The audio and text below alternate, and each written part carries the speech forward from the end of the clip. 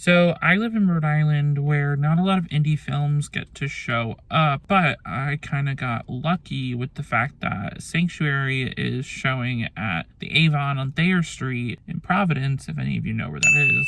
So I'm going to go head over there to go see it, but right now I'm currently at the Family Dollar near me and I'm going to grab some snacks, and then I'm probably going to go over to the theater, write out a postcard to a friend of mine with one of my accidentally Wes Anderson postcards that my amazing cousin Tyler gave me, and probably mail it out before I go into the movie.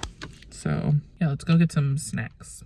Okay, so my favorite gummy candy of all time is Haribo gummy Happy Colas, but for some reason I'm feeling in Airheads mood today with the Airhead Extreme. I feel like these are the move today. Maybe I'll get both. Why not? So the snack trip was a success. I got some Haribo Happy Colas and some Airheads and a can Mountain Dew. And now I'm going to head off to the theater. It's a good like 20-minute drive from me, so I'll see you there. This place is really cool. Like an old theater. I don't know where to sit. 2 hours later. Okay. I have no idea what to say after that. Okay, time to go to my car. Okay. So I just got out of Sanctuary at the Avon Cinema in Providence. And holy shit, that movie was... Okay, first of all, I need to fix the fact that I look like Wayne Zielinski right now. Honey, I shrunk the kids. Okay. First off,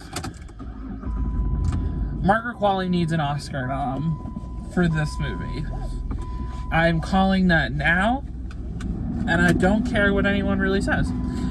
She was fucking incredible in this movie.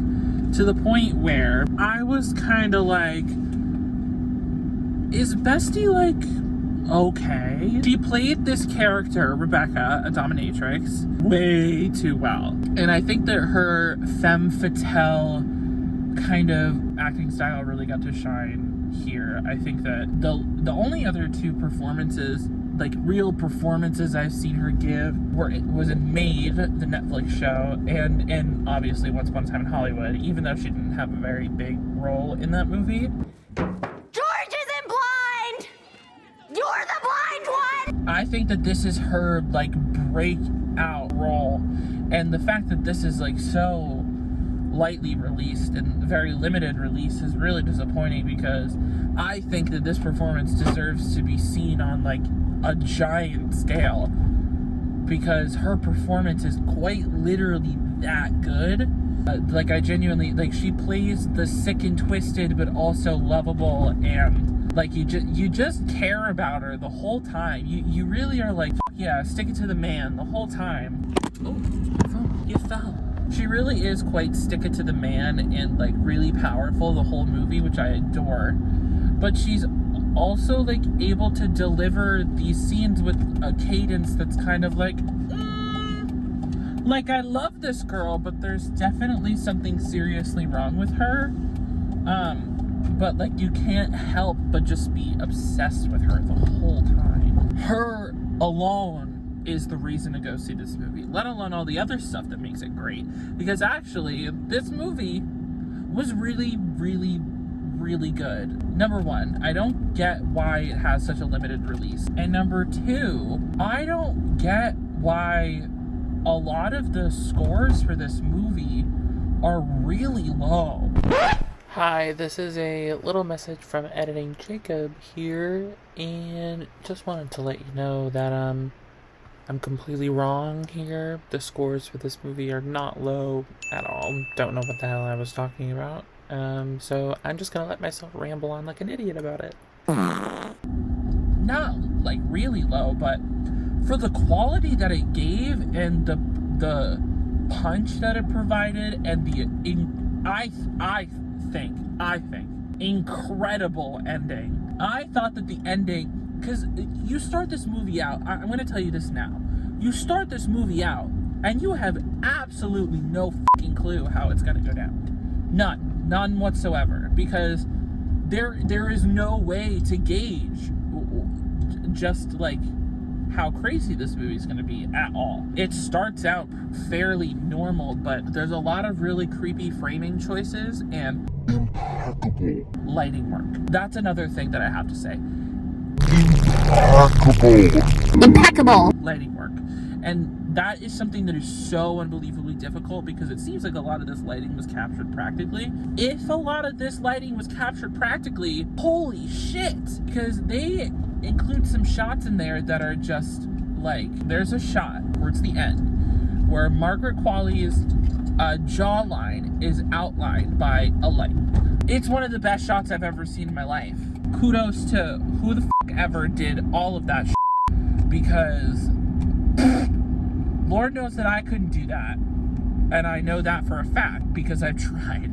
The movie has 3 incredible strengths. It's the script, the cinematography and the lighting, and Margaret Qualley. And that's pretty much it. I mean, obviously, I'm not going to knock Christopher Abbott. I'm a huge Chris Abbott fan. I love Chris Abbott. I think that he's one of the most ranged and underrated working actors right now.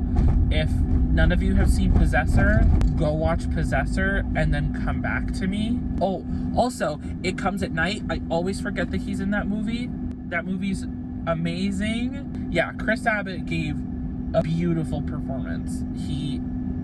There were so many very, very intricately woven layers to his character, and they actually really well unfold throughout the story, which is actually kind of surprising because I kind of expected us to learn everything about the main character super quickly.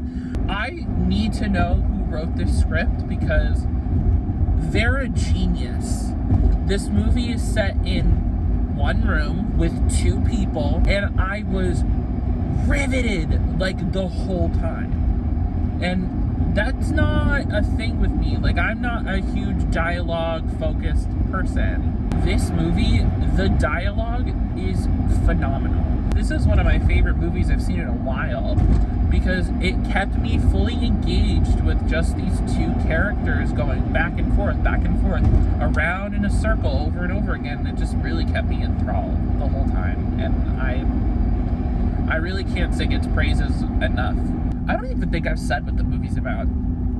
The movie's about 2 people. One is the owner of a very famous hotel company, and the other is a dominatrix, and he decides that he does not want to see her anymore. And she decides to make their last time hanging out together kind of a crazy time. There were some issues I had in terms of the repetition of certain things. They did try and do this thing that Aaron Sorkin does a lot, which is they try to make their the words in the actual script feel very sing-songy, where people are repeating things to each other over and over again, back and forth, and it can get kind of repetitive at times and kind of annoying. But other than that, not bad. Solid 9 out of 10. I really loved it. It had a great satirical bite to it. The ending was incredible. I really loved the ending, no matter what anyone says. And yeah, the script, Margaret Qualley, and the cinematography. Those are the 3 things. And nothing else really that you need to know.